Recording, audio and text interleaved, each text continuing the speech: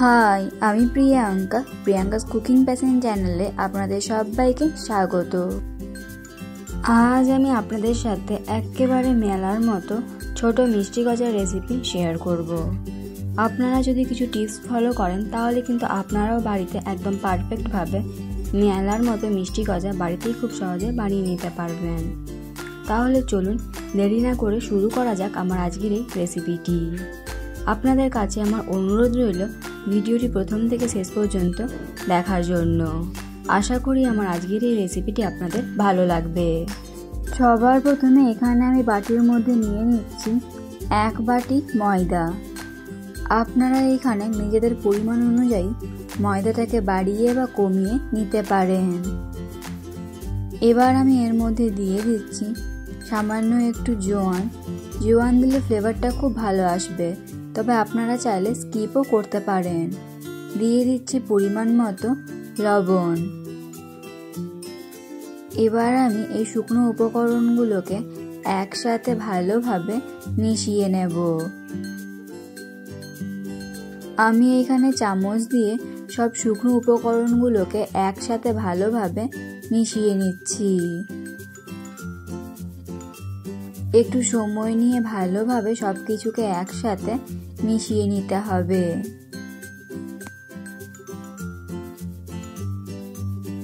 সবকিছুকে একসাথে ভালোভাবে মিশিয়ে নিয়েছি।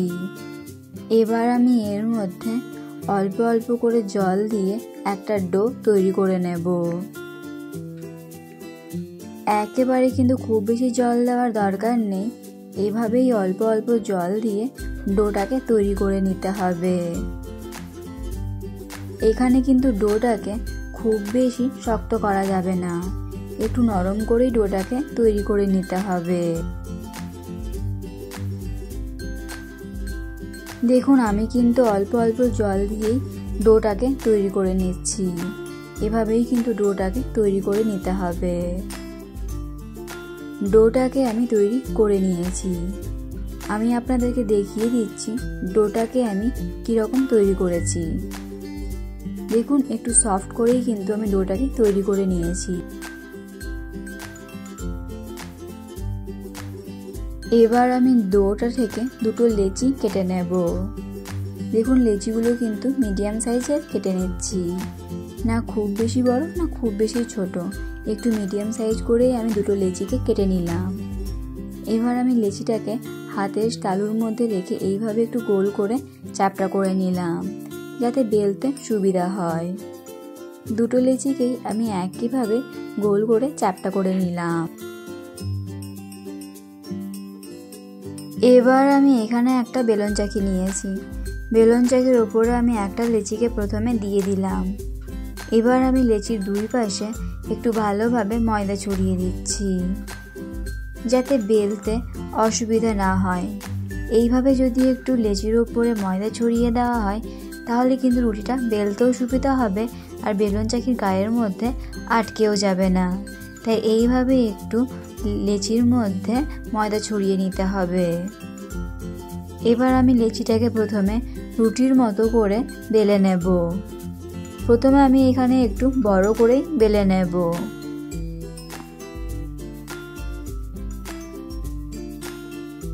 আপনি যদি আমার চ্যানেলে নতুন হয়ে থাকেন তাহলে ভিডিওটি দেখতে দেখতেই আমার চ্যানেলটিকে সাবস্ক্রাইব করুন এবং পাশে থাকা বেল আইকনটি অন করে দিন আরও নতুন নতুন ভিডিওর আপডেট পাওয়ার জন্য। রুটিটাকে আমি এখানে যতটা পারলাম প্রথমে বড় করে নিলাম। এবার আমি এই রুটিটাকে প্রথমে দুপাশ দিয়ে ভালোভাবে একটু ফোল্ড করে নিচ্ছি। এবার আমি একইভাবে ওপর দিক এবং নিচের দিক দিয়েও রুটিটাকে ফোল্ড করে নিলাম। আশা করি আপনারা দেখেই বুঝতে পারলেন রুটিটাকে আমি ঠিক কিভাবে ফোল্ড করে নিলাম। এবার আমি একটু হালকা হাতে প্রেস করে এটাকে একটু বড় করে চ্যাপটা করে নিচ্ছি, এতে করে কি বেলতে একটু সুবিধা হবে।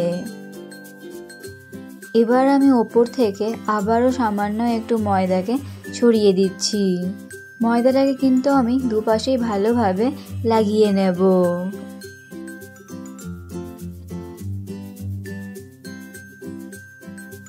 এবার আমি এটাকে একটু মোটা রেখেই বেলে নেব, চারকোনা করে।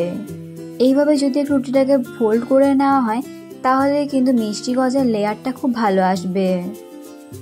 এটাকে আমি চারকোনা শেপের তৈরি করে নিয়েছি।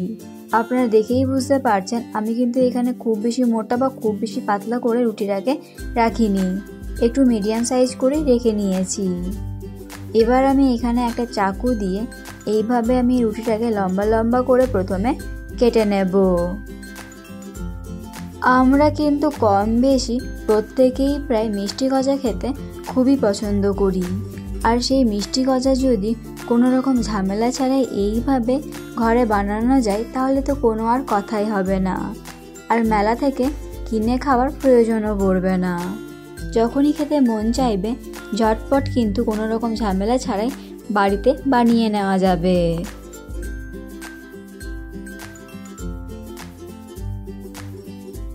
আমি এভাবেই সমস্ত রুটিটাকে প্রথমে লম্বা লম্বা করে কেটে নেব।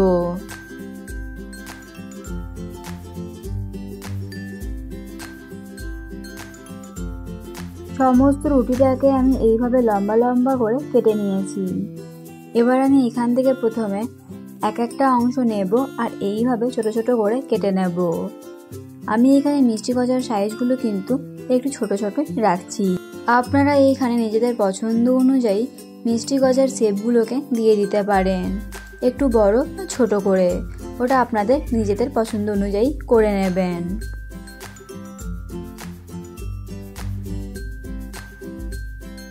আমি এইভাবেই সমস্ত অংশগুলোকে ছোট ছোট টুকরো করে কেটে নেব। প্রথমে সমস্ত গজাগুলোকে আমি প্রথমে কেটে নিয়ে একটা প্লেটের মধ্যে নিয়ে নিয়েছি। চলুন এবার আমি আপনাদেরকে একটা গজা দেখিয়ে দিচ্ছি। দেখুন লেয়ারগুলো কত সুন্দর বোঝাচ্ছে। এবার আমি গ্যাসের মধ্যে কড়াই বসিয়ে দিয়েছি। কড়াইয়ের মধ্যে দিয়ে দিচ্ছি পরিমাণ মতো তেল। এবার আমি তেলটাকে প্রথমে হালকা একটু গরম করে নেব। তেলটাকে আমি হালকা একটু গরম করে নিয়েছি। এবার আমি গজাগুলোকে এক একটা করে তেলের মধ্যে দিয়ে দিচ্ছি। এখানে কিন্তু একেবারে খুব বেশি গজা দেওয়ার দরকার নেই, অল্প অল্প করেই কিন্তু গজাগুলোকে ভেজে নিতে হবে।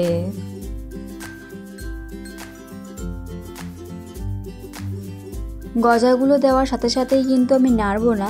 যখন দেখব গজাগুলো তেলের উপরে ভেসে উঠেছে তখনই কিন্তু আমি গজাগুলোকে একটু নাড়াচাড়া করে দেব। দেখুন কত সুন্দর গজাগুলো তেলের উপরে ভেসে উঠেছে, আর একটাও কিন্তু একটার সাথে গায়ে লেগে নেই, সব গজাগুলোই কিন্তু আলাদা হয়ে গেছে। আমি হালকা হাতে একটু নাড়াচাড়া করে দিচ্ছি। এই সময় কিন্তু গ্যাসের ফ্লেমটাকে মিডিয়ামে রাখতে হবে। যদি হাইতে রেখে গজাগুলোকে ভাজতে যান তাহলে কিন্তু গজাগুলোর কালারটা খুব তাড়াতাড়ি চলে আসবে আর ভেতরটা কাঁচা রয়ে যাবে। উল্টে পাল্টে আমি গজাগুলোকে ভালোভাবে ভেজে নিয়েছি। এর থেকে বেশি আমি আর কালার করে গজাগুলোকে ভাজবো না। এবার আমি গজাগুলোকে ভালোভাবে তেল ঝরিয়ে তুলে নেব। আমি এভাবেই সমস্ত গজাগুলোকে ভেজে নেব। আবারও আমি গ্যাসের মধ্যে কড়াই বসিয়ে দিয়েছি। কড়াইয়ের মধ্যে দিয়ে দিলাম এই বাটিটার একটু কম 1 বাটি চিনি, আর দিয়ে দিচ্ছি হাফ বাটির একটু কম জল। খুব বেশি জল দেওয়ার দরকার নেই। এবার আমি চিনিগুলোকে ভালোভাবে জলের সাথে মিশিয়ে নেব। চিনিগুলো এখন সম্পূর্ণভাবে জলের সাথে মিশে গেছে। এবার আমি এই চিনির শিরাটাকে হাই ফ্লেমে রেখে 2 মিনিটের জন্য ভালোভাবে ফুটিয়ে নেব। চিনি শিরাটাকে আমি হাই ফ্লেমে রেখে 2 মিনিটের জন্য ভালোভাবে ফুটিয়ে নিয়েছি। এর থেকে বেশি আমি আর চিনি শিরাটাকে ফোটাবো না। এবার আমি গ্যাসের ফ্লেমটাকে মিডিয়ামে করে আগে থেকে ভেজে রাখা গজাগুলোকে দিয়ে দিলাম। এবার আমি গজাগুলোকে চিনির শিরার সাথে ভালোভাবে মিশিয়ে নেব।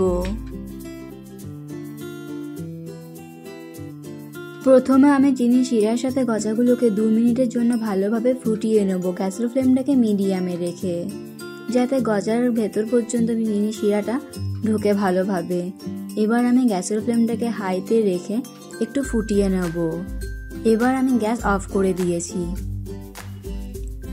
গ্যাস অফ করে দেওয়ার পর এবার আমি গজাগুলোকে অনবরত নাড়াচাড়া করতে থাকবো। এইভাবেই গজাগুলোকে হালকা হাতে নাড়াচাড়া করতে করতেই দেখবেন কত সুন্দর গজার গায়ে দানা দানা চিনিগুলো লেগে যাবে।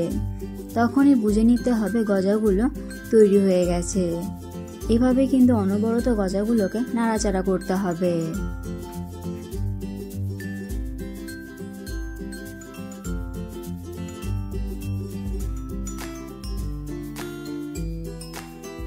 দেখুন কত সুন্দর আস্তে আস্তে গজার গায়ে চিনিগুলো লেগে যাচ্ছে।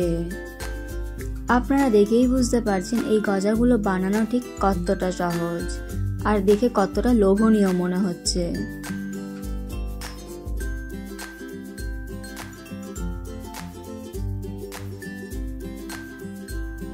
খুব সহজেই তৈরি হয়ে গেল একেবারে মেলার দোকানের মতো গজা। আর দেখুন গজার গায়ের মধ্যে কত সুন্দর চিনির দানাগুলো লেগে আছে, দেখে কতটা লোভনীয় লাগছে। আপনারা দেখেই বুঝতে পারলেন এই গজার রেসিপিটি বানানো ঠিক কতটা সহজ। একবার হলেও এইভাবে বাড়িতে ট্রাই করে দেখবেন, আশা করি আপনাদের ভালো লাগবে। আমার দেওয়া প্রত্যেকটা টিপস ফলো করলেই কিন্তু আপনারাও একদম মেলার দোকানের মতন ঘরেই বানিয়ে নিতে পারবেন মিষ্টি ছোট গজা। এই রেসিপিটি আপনাদের কেমন লাগলো অবশ্যই কমেন্ট করে জানাবেন। ভালো লেগে থাকলে লাইক এবং শেয়ার করবেন। এরকমই আরও নতুন নতুন ভিডিওর আপডেট পাওয়ার জন্য প্রিয়াঙ্কাস কুকিং প্যাশন চ্যানেলটিকে সাবস্ক্রাইব করতে ভুলবেন না। আজ এই পর্যন্তই, দেখা হবে নতুন একটা ভিডিওতে।